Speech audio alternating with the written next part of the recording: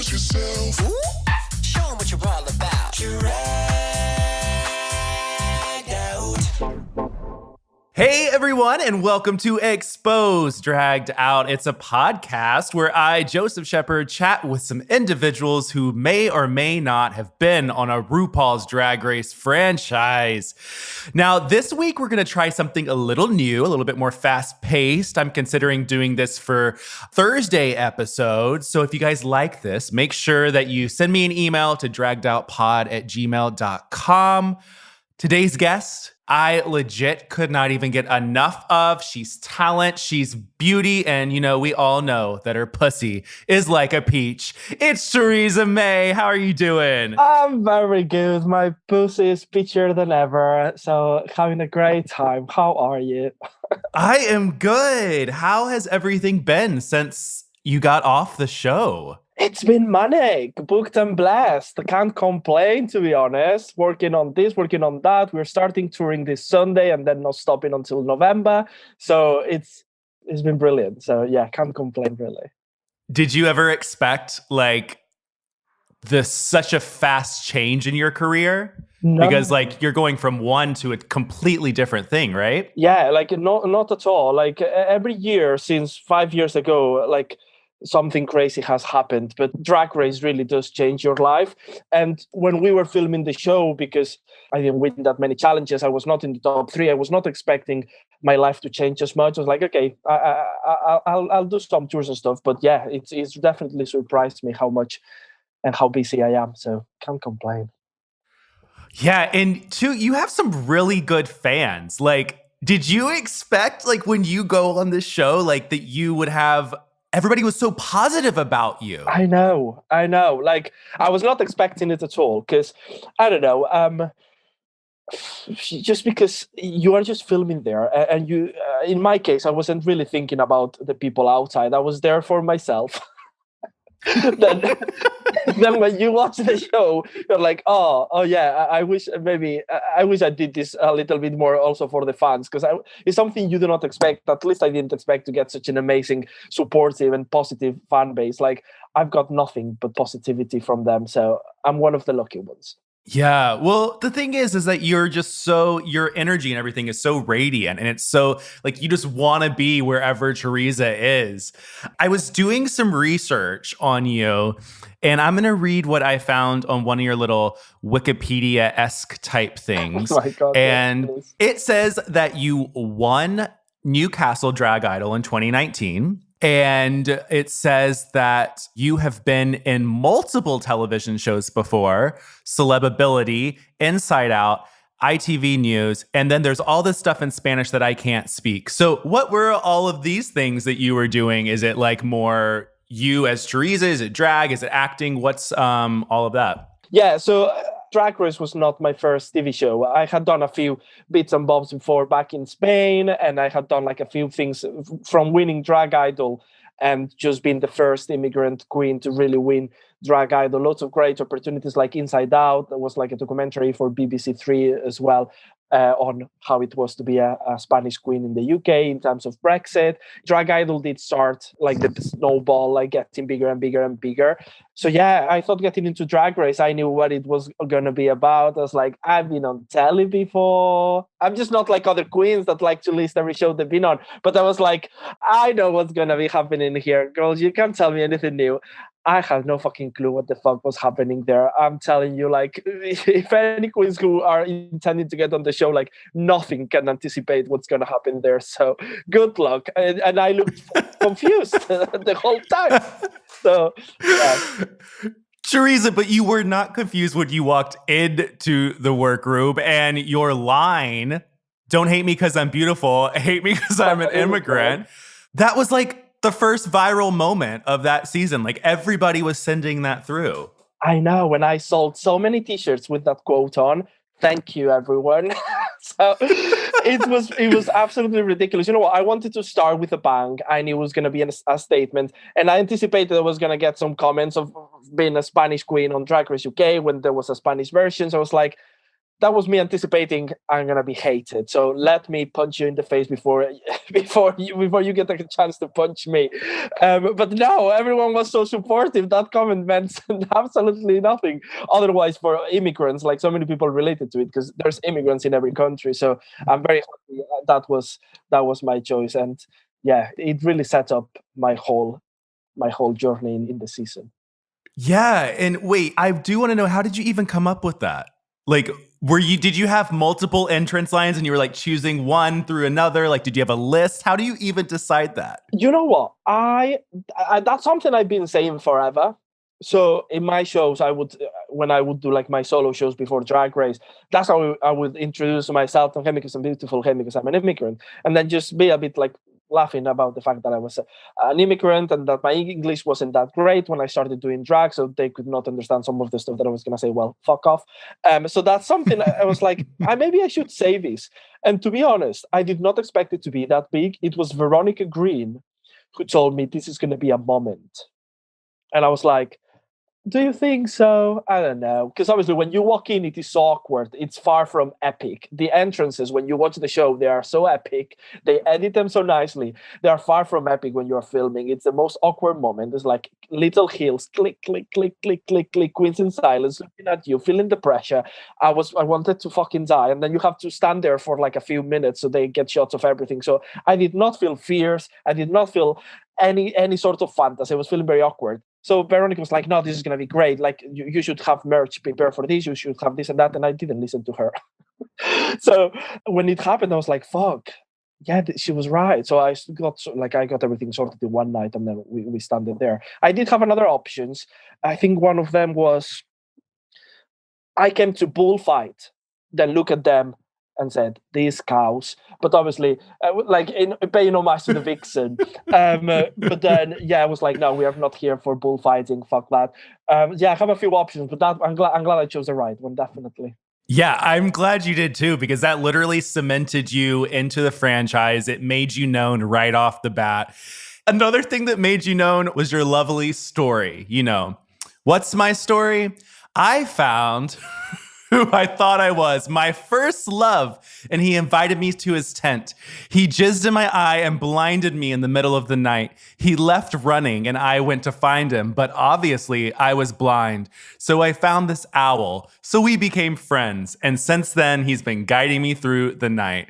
Where did this story come from? Desperation and survival. That's where it came from, because I saw my ass going home and I was like, I need something. I need something. Let me have this. Let me have a moment.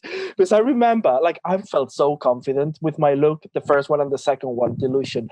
And I was having these full ones, like, this looks lovely. I have a story. I have everything. And then they weren't there for it. And I was like, I need something. I need something, or I'm going to be in the bottom, potentially against Vanity Milan. There's not a way I'm going to survive that.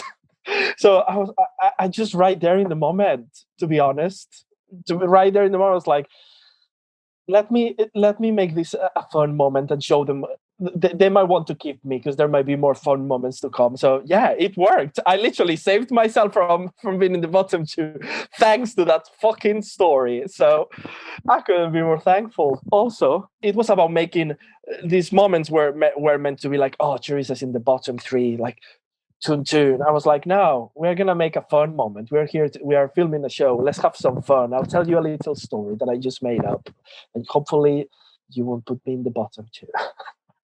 But that's so smart that you went to that kind of survival tactic and not, an emotional story or something really crazy. I mean, I guess it is emotional if you get jizz in your eye, but there are tears, not the right kind of tears, but there are tears. This thing. Another highlight from your time, you just so happened to be in a group, a little girl group, and you did a little BDE. Choriza, you were hitting the jackpot in the show. You know what?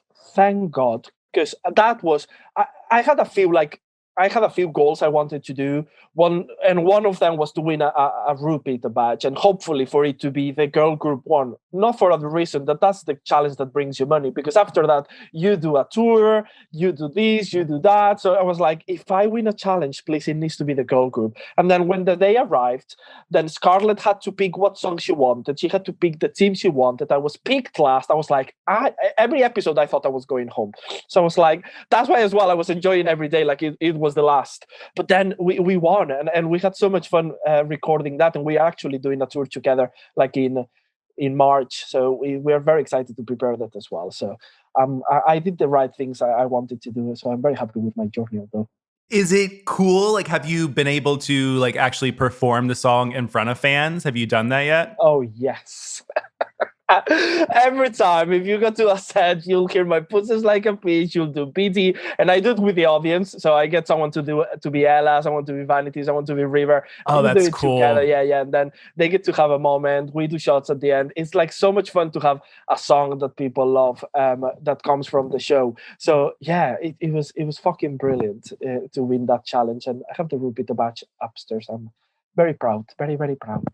Can you imagine if you had gotten into a girl group and it was one of those bad ones that like nobody listens to? And like, I want to know what happens to those girls. Do they still perform those songs, like the bad versions? I don't think as much. Kitty does. Because Kitty did great. I know Kitty does it. Yeah. But I don't think Scarlett wants to hear that song anymore, to be honest. Yeah, it's a shame because they do get forgotten, and it's such a shame because in season 2 as well, like the second version, doesn't really get listened to that much. And season 1, the one with Cheryl and Crystal and the Vivian, doesn't get listened to as much either. It's very polarizing. One really does. You get a tour, you get this, you get that. Frog Destroyers are getting a documentary, and then the others. It's quite brutal in a way. Something else that was brutal, Choriza, was the lip sync that you experienced with River Medway. It was a double elimination. It was shout. There was some wig issues. Oh, I would like for you to paint me a picture of you being in the bottom 2. And what was your moment like preparing for this? You know what? That was the one episode that I did not think I was gonna go home. And Mama Ru said, bitch, just when you chill for a bit, you are going home.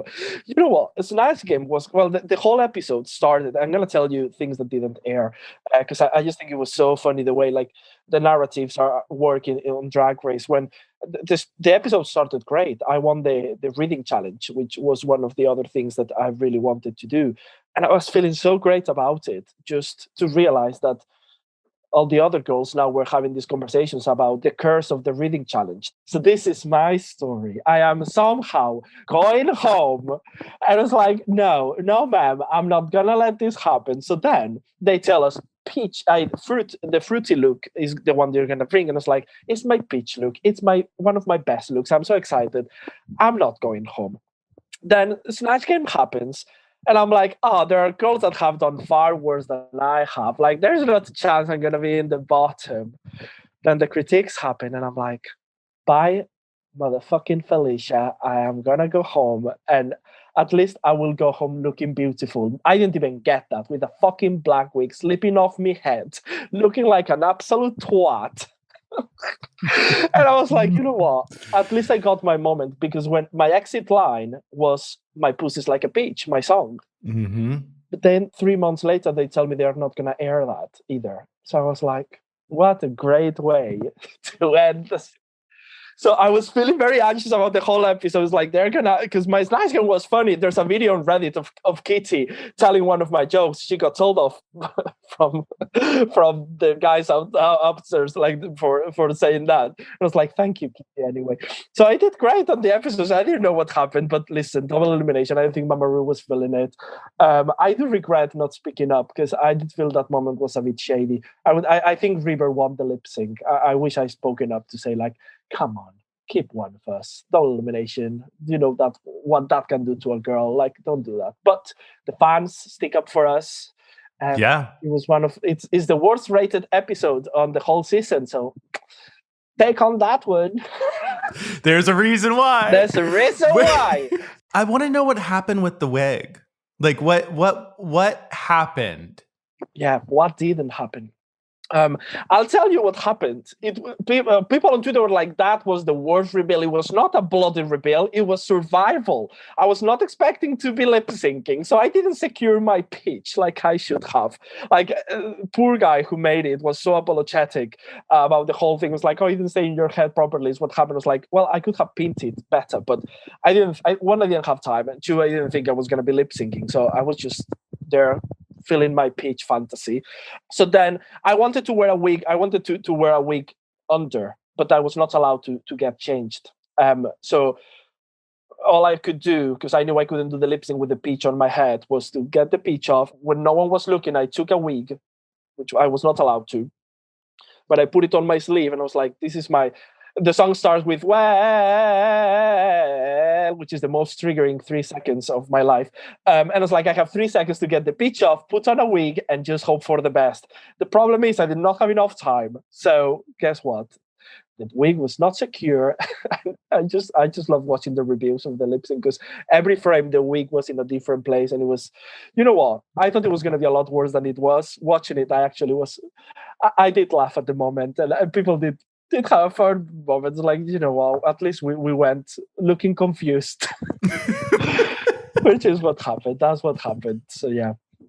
You know what it is? I was on the West End in London doing this pantomime, this play called Dick Whittington, where I was the villain, and I was Queen Rat, and Cheryl Hall was Dick Whittington, and the way he defeated me was to a lip sync to shout, and I did the wig stunt. So I've done it like the wig does stay now. I've done it like 10 times, so it's all good now. If I have to do it again, the wig will stay on. Trust and believe. Was that the same wig that everybody kept seeing? Like, did you leave that and then it was worn by Ella? Was that the same wig? It was Ella's wig.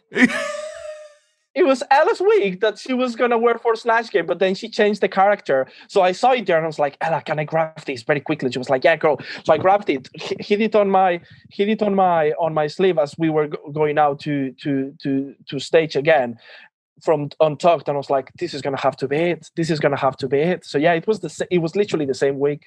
We should sell it. Give it the money to charity. You should sell it and donate the money to yourself. Yeah, to charity case. Got no shit. You've given so much love to your peach. Your name is Choriza, like a chorizo sausage. So what makes you so proud of your assets? You know what? If you can't love yourself, how the hell you're gonna love somebody else? As I said, I forgot there were cameras. So for me, it was just like when I was talking to producers in the interviews, it was just like talking to my mates. When I was talking to the queens, and there's 3 things I talk about: is sex, my penis, and having a poo. So those are the things that I talked about on the show. So yeah, I was like, this is what it's gonna be. Your profile picture on Twitter, the Twitter picture that Electra Fence put up of you looking into this camera. I'm guessing it's a camera outside, like a apartment camera or like house camera or whatever. And you're wearing a little backpack and you're all done up.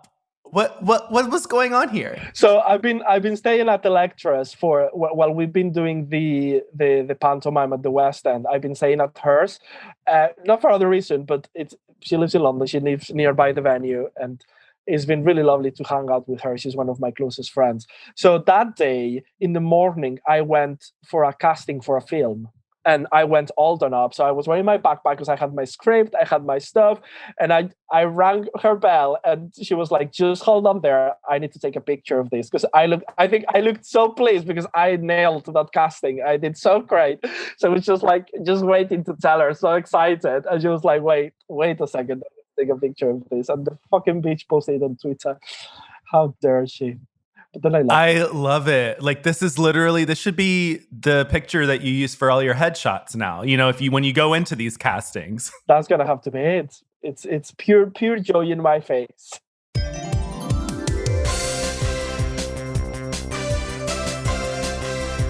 All right, Choriza, are you ready for a little game? Yes. Hopefully, I won't get double eliminated this time. The game is called Does Choriza Know Chorizo? In this segment, I am going to ask Choriza questions about chorizo sausage. And Chorizo is playing for all of the listeners. How, you may ask? Well, you all sent questions for Choriza, and Choriza will answer some of them later on in the show. And at the end, Choriza's gonna pick her best question, what question she believes was the best one that a fan asked her, and they're gonna get what's in the pot. But what's in the pot, you may ask? For every question that Choriza gets right, $10 goes into the pot. So you have a chance of potentially winning $50 because there's 5 questions. So are you ready to play, Choriza? Let's do it. Hopefully, I won't be shit. Let's win a fan some money. Yes, let's do it.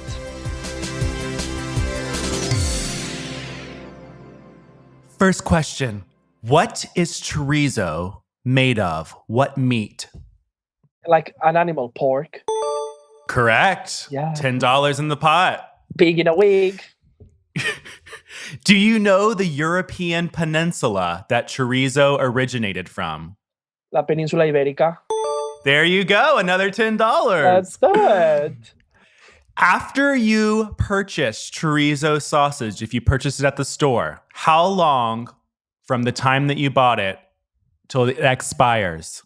What's the time frame? It never lasts more than an hour in my house. I normally either eat it or shove it up my arse. But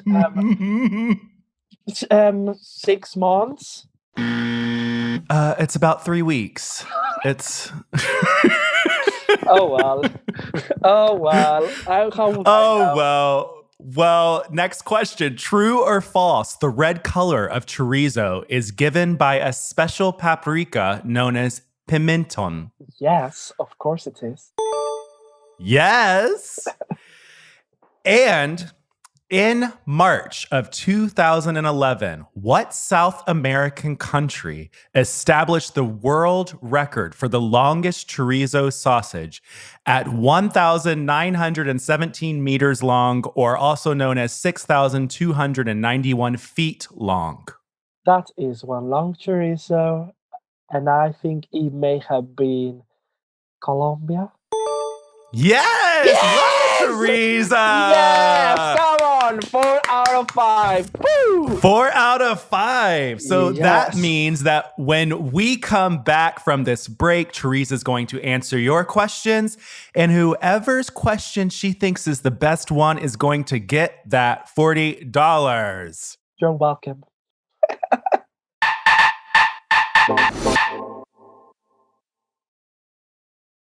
Hey, we are back with Choriza May. Choriza just got $40 in the pot in our chorizo game, but now it's time for the fan questions. Now, anytime I have a guest on my podcast or on my Exposed series, I always I ask for questions on my YouTube. Like, what do you guys want to know?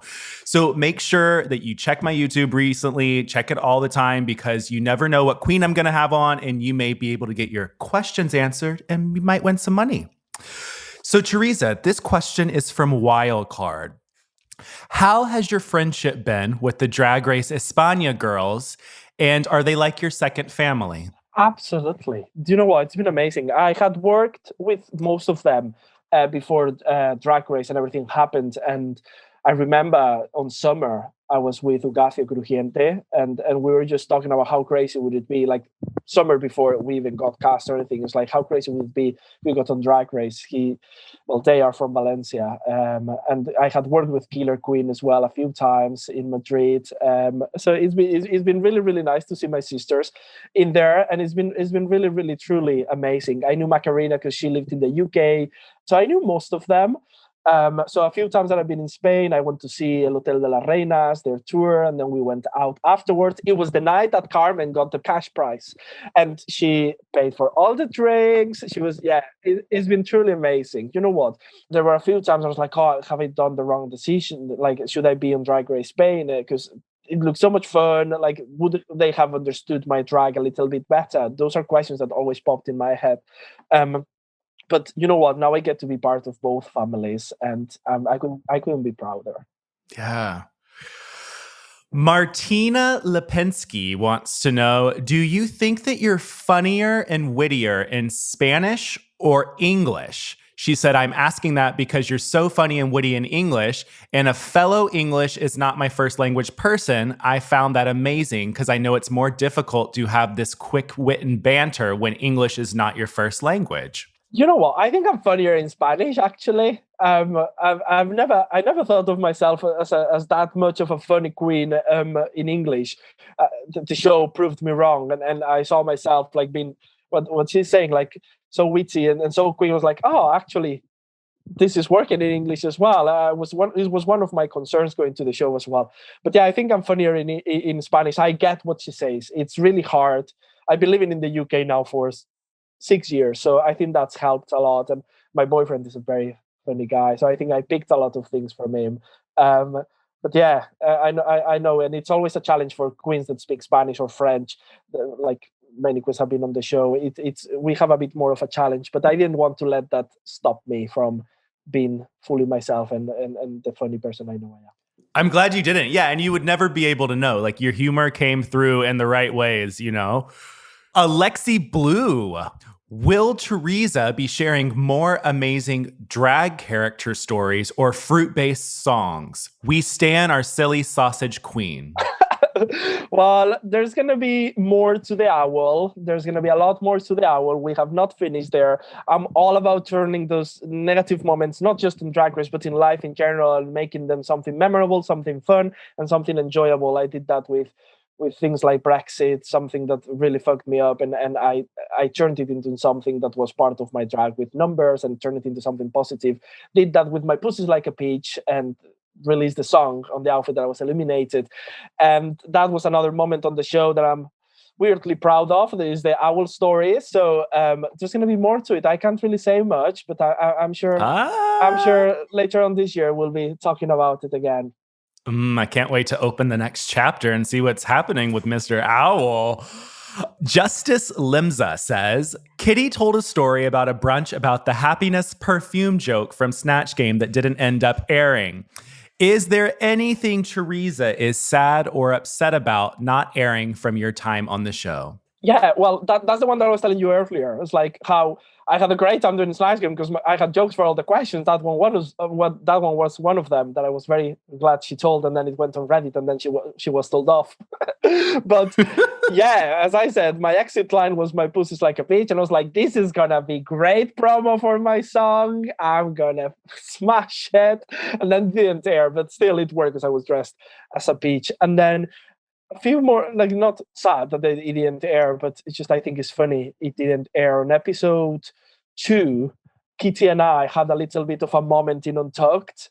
I overheard her telling Charity while we were doing our makeup that she thought I was going to go home.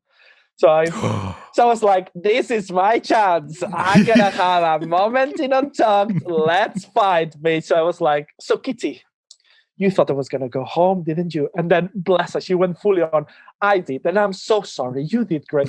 And I love it. I was like, well, there goes my moment. So yeah, that didn't there, but I thought it was so funny because I was fully ready to have a fight. And then she was just the lovely that she is and one of my closest sisters. So I thought that we thought that was going to air, and then was like, oh, they choose not to. So yeah, those moments were my favorite ones that didn't air. Choriza, I think that the ongoing message that you keep telling me is that you went in expecting so many different things and you came out and everything was so different. Like you took every different turn and to get to the actual destination, but it made your journey what it is. You know what? I was just there to have a good time. I genuinely was having so much fun filming. Like I was having a ball. I was enjoying the lows. I was enjoying the highs. It's so much fun if you go with the right mindset. And I think I was definitely with the right mindset. I understood sometimes I was going to be in the top, sometimes I was going to be in the bottom. But I was generally having such a good time. When they eliminated me, the worst thing for me was like, oh, I don't get to come tomorrow and have fun doing the challenges. You know what? That's what saddened me. It was never that dramatic. We get eliminated, no big deal. It's given us, if anything, the fans love us even more after the unfair elimination. But yeah, I've loved every second, even when we went home. You know what I mean? Ali V says, is it true that you were offered the possibility to compete in Drag Race España and UK3 at the same time? No, not at the same time. Oh, yeah, well, it's a bit of a tricky one. I was contacted by Drag Race España. Yes, I was to apply, and just like any other girl. And I did send, but the thing was, I was on the short list already for Drag Race UK, and I was very invested in this season. I did not have the final answer, and I was in Spain when I was contacted because it was Christmas, and I was like, look, guys, I can't send you a video. I can send you the audition tape I've sent for UK if you want that. And they were like, yeah, just send that. And they seemed quite keen, but then UK said yes first. So that's where I went. Yeah. Do you think fan reaction would have been any different if you went the other way around? Like if you were on España? You know what it is? Yeah. Well, the thing is, the public in Spain still knows who I am because they watch Drag Race UK, and I'm not sure it works the other way around. I think some people in the UK has watched Drag Race España, so I think it's worked in my favor. That on the one hand, I'm on Drag Race UK, but I've been very close, and I've been talking a lot about Drag Race España, and they know who I am as well. So I think I would have had a better chance to win on Drag Race España, if I'm honest, but it's not always about winning. And I'm very happy with my journey and everything that I got out of Drag Race UK. So I think I made the right decision. Yeah, I think you did too, because also like you said, you could cross over into so many other different countries and cultures. Last question is from Sandra. Sandra says, since everyone was gagging, how much is Choriza actually packing? Question face. Yeah, they are gagging indeed. They are gagging. You know what it is? RuPaul was gagging. RuPaul was gagging on my cock. Yes, she was. You know what? That whole conversation, I responded out of nervousness because I didn't know what to say. So I was like, you know what? If you're intimidating me, I'm going to pay you with the same coin, and I'm going to tell you with the most sincere eyes how big my cock is, and that's why you were distracted. And I think it was a battle of let's see who can say the most stupid thing on the table. And I think I won. So there you are. There you are. Oh God. That is so funny. You said your boyfriend earlier. What did he think when he saw that back? I warned him. Oh, you did? Yeah, I was like, on the first episode, I talk about how big your dick is, just in case we want to wait to tell your family I'm on the show. But it was great because people were messaging me like, hey, congratulations on the big cock. That was the main thing. It was like, oh, and well done on Choriza being on the show as well. But yeah, that was the main thing. So yeah, some free advertising for him. Free advertising. Yeah. Well, Choriza, those were the fan questions. So now comes the moment where you have to pick the one that was your favorite to win the pot. I think my favorite question was the one about my favorite moments that didn't air. So, Justice Limza, you win the $40. Justice, you can thank Choriza for that. So make sure to send her all the love on the social media and thank her. And Choriza, I do want to ask you, what's coming up for you? Anything exciting that the fans should be looking out for? I know that you said tour. What you got in store? So I have a full year packed with tours. I'm touring now with Drag Domination, with Kitty, Electra, Bag of Chips, River. Then we're doing the Pick and Mix tour as well, all across the UK, and I couldn't be more excited about that. We're reunited with my sisters. Like, I love them, like, genuinely like my sisters. So that's gonna be great. And then I'm doing another theater play. I'm doing Snow White with Adult Panto, and I'm doing that with Lemon, Jasmine Masters. I know. And who else was in it? Lemon, Jasmine Masters, and I can't remember. They're gonna kill me. Lemon. Oh, and Joey J. Yes, Lemon, Jasmine Masters, and Joey J, the gayest person on earth. So that's gonna be so much fun to do that with American and Canadian girls. And yeah, and then we have the season 3 tour as well, which is amazing. And soon, if you're in Spain, I'm going to be performing and touring in Spain as well. So keep your eyes peeled. That's about to be announced. Yes, that's so exciting. Also, doing a show with Joey J, Jasmine Masters, and Lemon sounds like the most chaotic amount of fun in the world. It's like someone went on a randomizer, like just pick 4 random queens from season, and they pulled the 4 of us, and we're going to be doing a theater play together to Snow White and the 7 drag queens. We don't know who the other 3 are, but there's 7 apparently. Judging by the budget, we might have to play different characters. You might have to pay different ones. Yeah, absolutely. Well, thank you so much, Choriza, for being here and stopping by. Choriza will be doing a full expose. We will be going into her full career and all of that stuff at a later time. But Choriza just wanted to pop by this pod and say hi to you guys. Where can everybody find you on the socials, Choriza? I'm lucky I have my own domain, Choriza May, spelled like the sausage, but with an A at the end. And then you can find me on Twitter, Instagram, TikTok, and go on YouTube and stream my Pussies Like a Peach and Spotify as well. That's the main.